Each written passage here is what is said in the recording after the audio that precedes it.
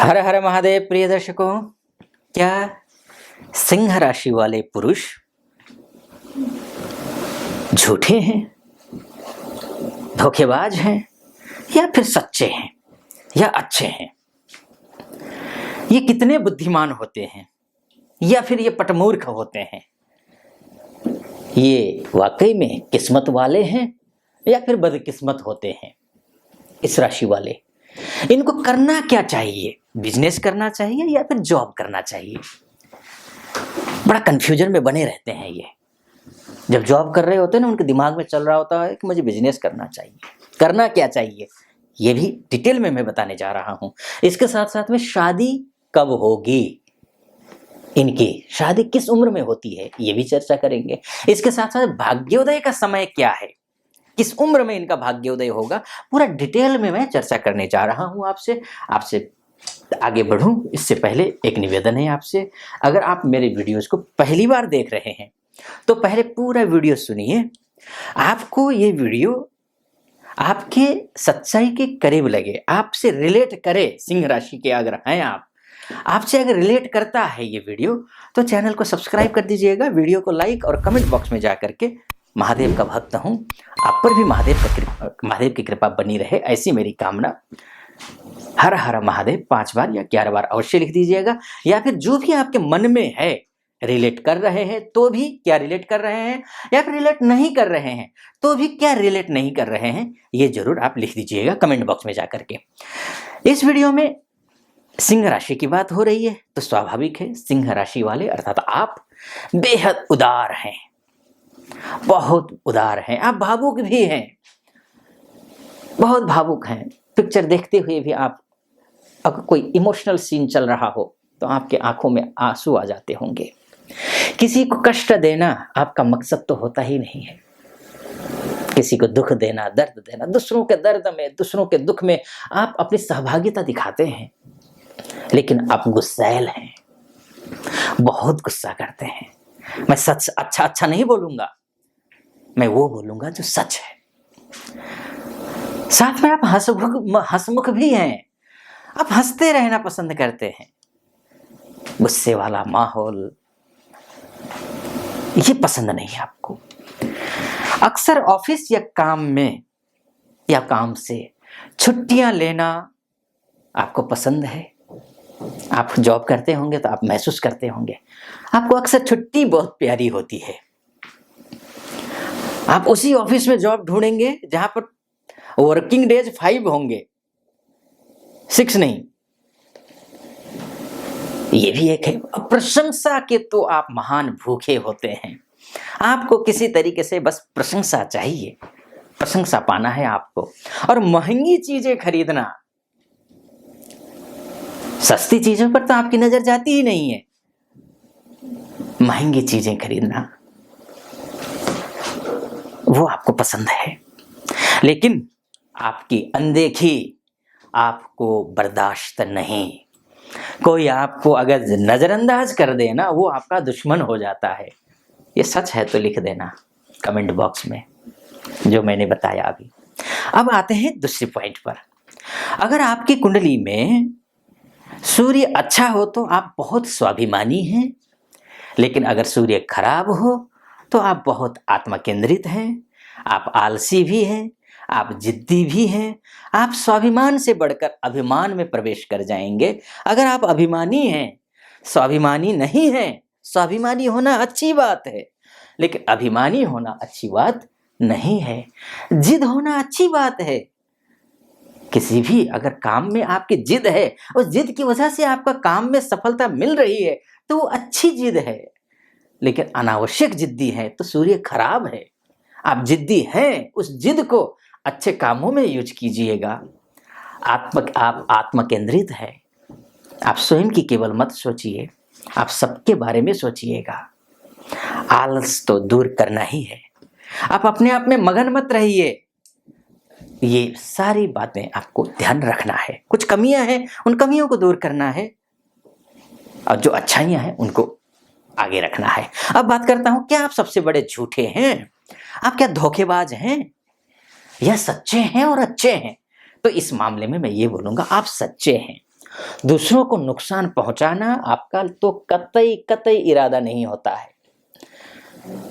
कतई अपना 2 रुपया नुकसान होकर के भी दूसरे का 1 रुपया आप सेव कर देते हैं।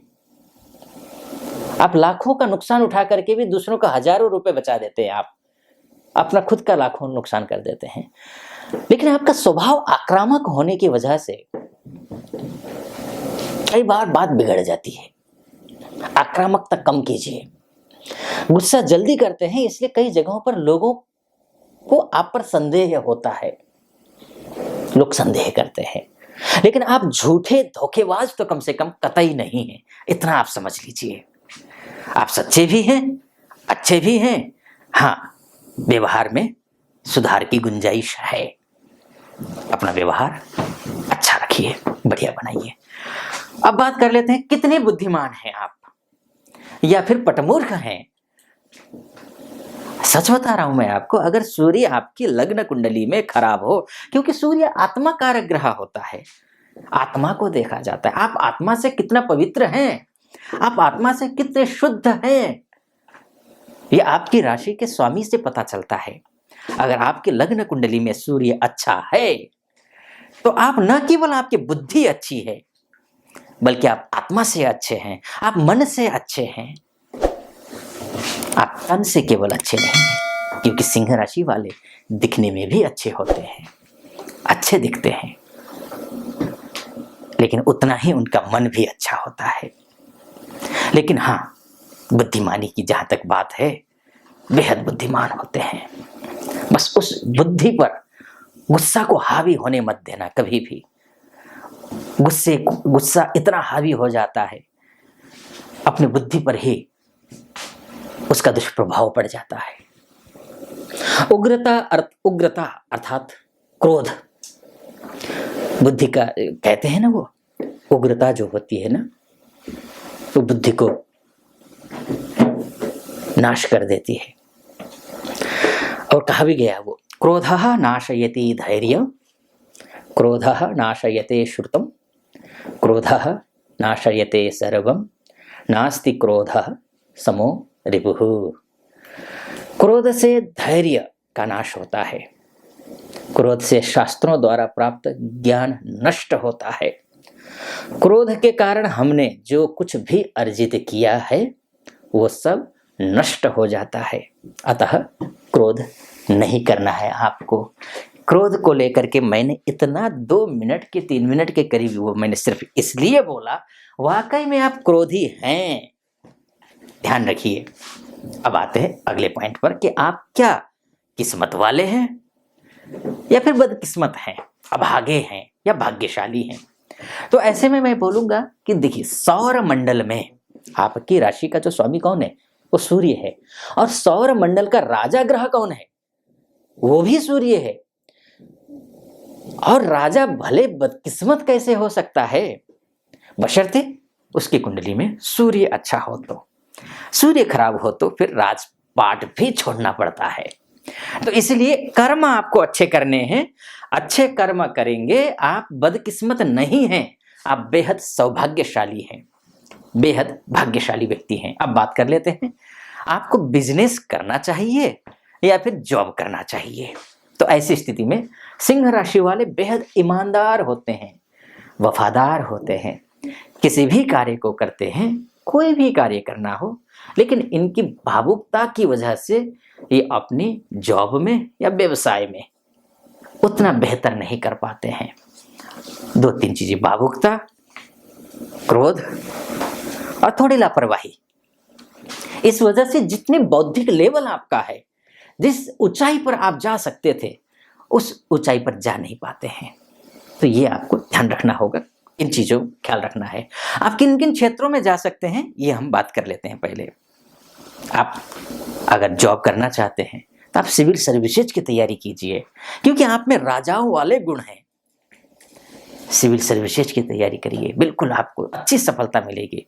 आप एक्टर बनने की कोशिश कीजिए, आप लेखक बनने की कोशिश कीजिए, आप शिक्षक बनने की कोशिश कीजिए, आप PR एग्जीक्यूटिव बनने की कोशिश कीजिए। आप में वाकपटुता है, आप चीजों को मैनेज कर सकते हैं। मैं डिजाइनर की बात करूंगा, लेकिन कई शास्त्रों में डिजाइनिंग, सूर्य अच्छा हो तो डिजाइनर बहुत अच्छा बन सकता है, लेकिन सूर्य अच्छा होना चाहिए, नहीं तो महा खराब डिजाइनर होता है। ये भी मैंने देखा है। उनको सेंस नहीं होता है कौन सा कपड़ा पहनना है, कब पहनना है, क्या है। शासन प्रशासन में हो, उनकी बहुत अच्छी पकड़ होती है। इवेंट मैनेजर ये बनने की कोशिश करें आप, आपको बहुत अच्छी सफलता मिलेगी। और यूपीएससी की तैयारी करके आप उच्च अधिकारी भी तो बन सकते हैं। अगर आपका बैकग्राउंड पॉलिटिकल है तो आप राजनेता बनने की कोशिश कीजिए, आप लॉयर बनिए, आपके लिए अच्छा शुभ फल मिलेगा। सेलिब्रिटी का एजेंट बनने की कोशिश कीजिए, अगर आप उस क्षेत्र में हैं तो आपको अच्छी सफलता मिलती हुई दिखाई दे रही है। अब बात कर लेते हैं शादी की। किस उम्र में आपकी शादी होगी, इस विषय पर बात कर लेते हैं। देखिए, शादी के लिए जो आदर्श उम्र है आपके लिए, वो 27 साल से लेकर के 30 साल के बीच का है। मेट्रो सिटी में ये उम्र सामान्य है। अमूमन पढ़ लिख करके जॉब करने के बाद जब सेटल हो रहे हैं तो बच्चे, चाहे लड़का हो चाहे लड़की हो, इसी उम्र में जाकर शादी कर रहे हैं।